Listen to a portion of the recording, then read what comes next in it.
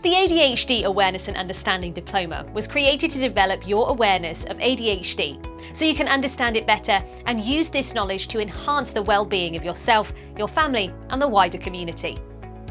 In this course, you will learn what ADHD is, its causes, the theories behind it, and what we know so far. We discover more about ADHD within education and what reasonable adjustments are under the law. The course sets out to break some of the ADHD myths, explore inclusion and its importance, and examine how we can support those with ADHD in both schools and the workplace. We look at different ways of support, various treatments, and how to live with ADHD before providing a wealth of useful information in the Support and Resources module. By the end of this course, you will have an awareness and understanding of ADHD that will enable you to provide a high level of support to those who need it.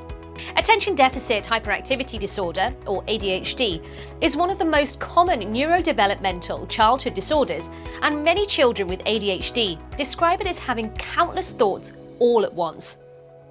We offer massage, beauty, and spiritual courses at our venues across London and the rest of the UK, including Scotland and Ireland, and we also offer many online courses too.